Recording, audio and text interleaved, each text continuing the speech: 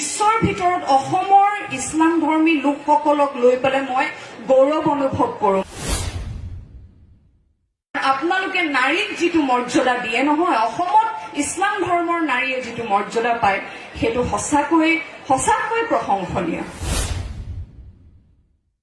বিশ্বৰ এঠাইত এগৰাকী যুৱতীক 14 বছৰীয়া যুৱতীক গুলীয়াইছিল। কিয়? কাৰণ শিক্ষা স্কুললৈ গৈ আছিলে। কিন্তু আমাৰ অসমৰ মামনিয়ে কেমেষ্ট্ৰিত MSc কৰিছে। ইংৰাজ গুচি গ'ল, ডিভাইড এণ্ড ৰুল থাকি গ'ল।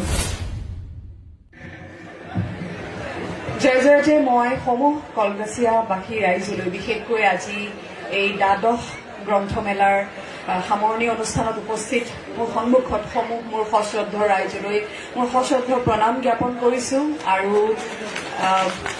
লগতে মঞ্চত উপবিষ্ট সকলো গুণী মানি বিশিষ্ট ব্যক্তিসকললৈ মই মোৰ সশ্ৰদ্ধ প্ৰণাম জ্ঞাপন কৰিছোঁ। বিশেষকৈ মই ধন্যবাদ জ্ঞাপন কৰিব লাগিব আমাৰ সাংসদ ডাঙৰীয়া সন্মানীয় শ্ৰীযুত আব্দুল খালেক ডাঙৰীয়াক। তেখেতৰ যি অৰিহণা, যি প্ৰচেষ্টা গ্ৰন্থমেলাৰ জৰিয়তে এই কলগাছিয়া অঞ্চলত বৌদ্ধিক জাগৰণ অনাৰ তেখেতৰ যি অবিৰত এক চেষ্টা, মই সঁচাকৈ শলাগ লৈছোঁ। ইমান পৰে প্ৰায় এইখন আটাইতকৈ দীঘলীয়া সভা হ'ব মোৰ জীৱনৰ। মই বহি বক্তাসকলৰ কথা শুনি থকা প্ৰায় 5-5.5 ঘণ্টা হৈ গ'ল।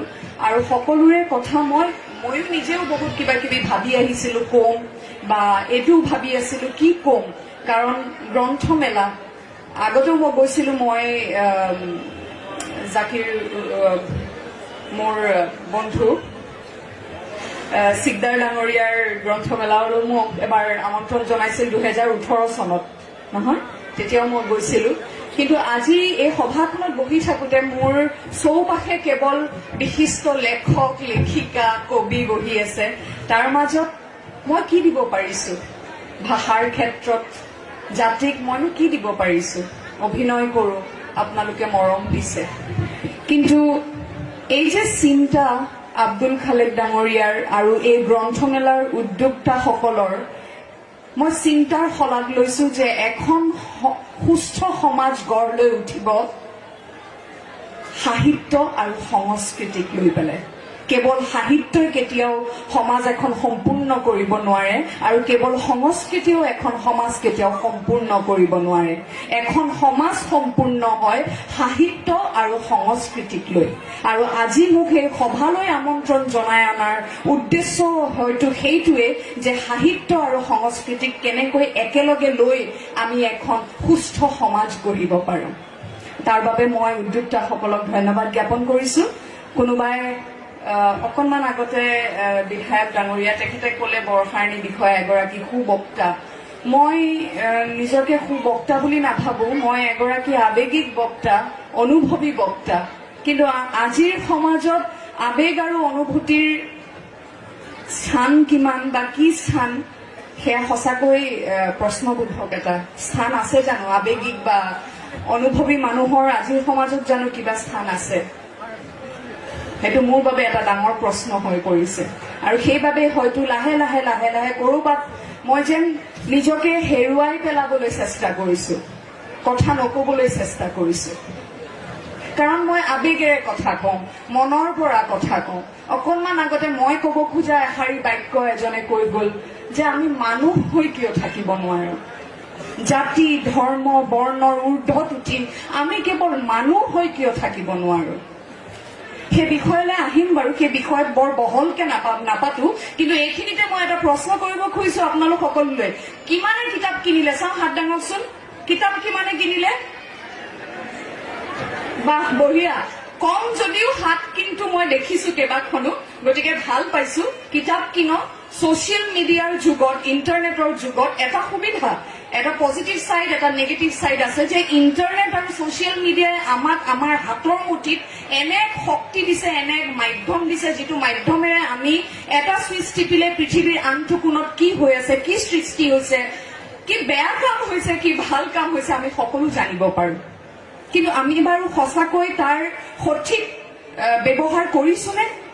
সেই যে শক্তিশালী যন্ত্ৰটো আমি লৈ আছো, আমি তাৰ কিমান সঠিক ব্যৱহাৰ কৰিছো গ্ৰন্থ এটা সময় আমাৰ সময় আমি যেতিয়া কলেজত পঢ়ি আছিলো আমি নোটছ বনাবলৈ লাইব্ৰেৰী যাওঁ কিতাপ পঢ়ি পঢ়ি কিতাপ উলিয়াই উলিয়াই কেইবাখনো কিতাপ মিলাই আমি নোটছ বনাওঁ পৰীক্ষাৰ বাবে কিন্তু আজিকালি সেইটো নকৰিলেও হয় কৰিব লাগে কিন্তু তথাপিও মোবাইলতো বহুত থাকে বহুত কথা থাকে আমি যেটো সুইচ টিপিলে হয়তো বহুত কথা আমাৰ সাবজেক্টৰ বিষয়ে জানিব পাৰো সেইটো ভাল কথা কিন্তু কৰবাত মোৰ অনুভৱ মই যেহেতু দুইটা জেনাৰেশন পাইছো কোনোবাই হয়তো কিতাপৰ জেনাৰেশনটো অলপ বেছিকে পাইছে বয়সৰ কাৰণে এতিয়া সোশ্যাল মিডিয়াটো কিমান ইতিবাচক হেতু তেখেতসকলে হয়তো ধৰিব পৰা নাই কিন্তু মই দুয়োটা যেহেতু আধা আধা পাইছো মোৰ বুজা শক্তিৰে মই বুজিছো যে এই যে কিতাপ পঢ়া গ্ৰন্থ পঢ়াৰ যেটো অভ্যাস হ্ৰাস পাইছে সেই অভ্যাসটো হ্ৰাস পোৱাৰ বাবে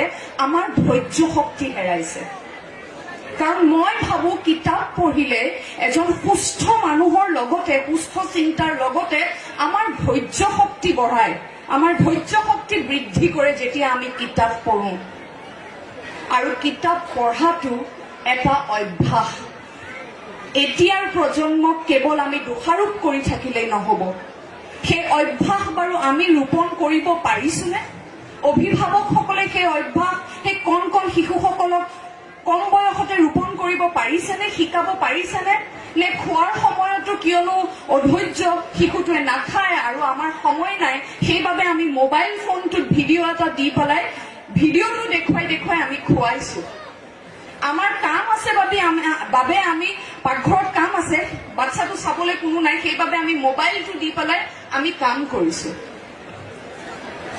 সেইটোৱে কিমান বিপদজনক এক অৱস্থালৈ আমাৰ শিশুটোক লৈ গৈ আছে জানেনে অন্য একো নহয় ধৈৰ্য নোহোৱা হ'ব আপোনাৰ কথা শুনিবলৈ এটা বয়সৰ পিছত সিহঁতৰ ধৈৰ্য নথকা হ'ব আৰু সেইটোৱে হৈছে এতিয়া এটা পৰিয়াল বহি পেলাই খাবলৈ এটা কথা আলোচনা কৰিবলৈ কাৰো ধৈৰ্য নাই চিধাই তৰ্কাতৰ্কি হয় যুদ্ধ হয় কাজিয়া হয় আমাক সৰুতে কমিক্স দিয়ে টিংকুল পঢ়িছিলো বুঢ়ী আই সাধু পঢ়িছিলো আৰ্চিজো পঢ়িছিলো মই কনভেন্টত পঢ়া মই আৰ্চিজো পঢ়িছো গতিকে সেইখিনি সময়ত কমিক পঢ়োৱাৰ এটা কিতাপ পঢ়োৱাৰ আমি অভ্যাস গঢ় দিব লাগিব ল'ৰা ছোৱালীৰ মাজত সেই কিতাপ পঢ়াৰ অভ্যাসটো থাকিলেহে তেতিয়াহে সকলো দিশৰ পৰা আৰু কেৱল মই কিতাপ মানে কেৱল পাঠ্যপুথিৰ কথা কোৱা নাই আমাৰ স্কুল কলেজৰ পাঠ্যপুথিৰ কিতাপৰ কথা কোৱা নাই আমি অন্যান্য গ্ৰন্থ পঢ়িব লাগিব কিতাপ পঢ়িব লাগিব আৰু এটা কথা মই খুব ভাল লাগিছে আজি যেতিয়া মই তলত বহি আছিলো প্ৰথম সভাখনলৈ আহি মামনি আজি এই সভাখনৰ ঘোষিকাৰ নাম হৈছে মামনি আপোনালোকৰ অঞ্চলৰে ছোৱালী কলগাছিয়া পিছ পৰি থকা বুলি নকব কলগাছিয়া পিছ পৰি থকা নাই এই মামনি মই সুধিলো মামনিয়ে যেতিয়া ইংৰাজী হিন্দী অসমীয়া সমান্তৰালভাৱে তেওঁ কথা কৈ গৈছিলে মই মঞ্চলৈ অহাৰ পিছত মামনিক সুধিছিলো মামনি তুমি কি পঢ়ি আছা মামনিয়ে কৈছে মই আপোনাৰ সাংঘাতিক ফেন আপোনাৰ বা আপোনাক দেখিলে ইমান ভাল লাগে মই কৈছো মামনি তুমি কি পঢ়িছা তুমি ইমান ধুনীয়াকৈ কথাখিনি উপস্থাপন কৰিছা কি পঢ়িছা তেওঁ কৈছে মই এমএসসি কৰিছো বাইদেউ মই কৈছো কিহত কৰিছা এমএসসি কেমিষ্ট্ৰিত এমএসসি কৰিছে কলগাছিয়াৰ ছোৱালী আপোনালোকৰ ইয়াৰ ছোৱালীয়ে কেমিষ্ট্ৰিত এমএসসি কৰিছে মই আগতেও কৈছো যে গোটেই বিশ্বৰ ভিতৰত অসমৰ ইছলাম ধৰ্মী লোকসকলক লৈ পেলাই মই গৌৰৱ অনুভৱ কৰো মোৰ আগৰ ভাষণতো কৈছিলো মই গৌৰৱ অনুভৱ কৰো এই কাৰণে কাৰণ আপোনালোকে নাৰীক যেটো মৰ্যাদা দিয়ে নহয় অসমত ইছলাম ধৰ্মৰ নাৰীয়ে যেটো মৰ্যাদা পায় সেইটো সঁচাকৈ প্ৰশংসনীয় আপোনালোকে নিশ্চয় কৰবাত আজি বহু বছৰ আগতে 2009 চনত চাগে বিশ্বৰ এঠাইত এগৰাকী যুৱতীক 14 বছৰীয়া যুৱতীক গুলিয়াইছিল কিয় কাৰণ শিক্ষা স্কুললৈ গৈ আছিল তাতে ছোৱালীক বেছি পঢ়িবলৈ দিয়া নহয় ইছলাম ছোৱালীক বেছি পঢ়িবলৈ দিয়া নহয় কিন্তু আমাৰ অসমৰ মামনিয়ে কেমিষ্ট্ৰিত এমএসসি কৰিছে তেওঁ মই সুধিছো আগলৈ কি কৰিব এপিএসসি দিব APSC দিব হেনো, গতিকে মাজতে এটা চাকৰি কৰি তেওঁ যিহেতু ঘৰৰ আৰ্থিক অৱস্থা সবল নহয়, এয়া আজিৰ দিনৰ ছোৱালীৰ চিন্তা। এয়া কেৱল মামনিৰ নহয়, কলগাছিয়াৰ প্ৰতিগৰাকী ছোৱালীৰ এনেকুৱা চিন্তা বিচাৰো মই। কাৰণ এখন ঠাইক পিছপৰা বুলি কৈ থাকিলে নহব, এখন ঠাইক আগুৱাই লৈ যাব লাগিব সেই ঠাইৰ বাসিন্দাই, সেই ঠাইৰ লোকে। আৰু মই নিজে নাৰী হিচাপে এনেকুৱা নহয়, নাৰী পুৰুষ সকলো সমানে আগবাঢ়িব লাগিব, কাৰণ পুৰুষ নহলে নাৰী হ'ব নোৱাৰে, নাৰী নহলে পুৰুষ হ'ব নোৱাৰে। কিন্তু এতিয়াও আমাৰ দেশত নাৰীৰ যিটো মানে আমি অৰ্থনৈতিক হিচাপে এতিয়াও সাংঘাতিক সবল বুলি ক'ব নোৱাৰো। কিয়? কাৰণ আমাৰ হাফ অফ আৱাৰ পপুলেশ্যন, আমাৰ জনসংখ্যাৰ আধা নাৰীসকলে প্ৰডাক্টিভ, অৰ্থাৎ আমাৰ যদি আমি অৰ্থনৈতিক নৈতিক হিচাপে যদি আগবাঢ়িব বিচাৰো, প্ৰত্যেকে কাম কৰিব লাগিব, প্ৰত্যেকে আগবাঢ়িব লাগিব। গতিকে এইখিনিকে কৈ মই বেছি দীঘলীয়া নকৰো। বহুত আৰু আছে বিশিষ্ট ব্যক্তি, বিশিষ্ট বক্তা, সকলোৱে শিক্ষাৰ যোগেদি।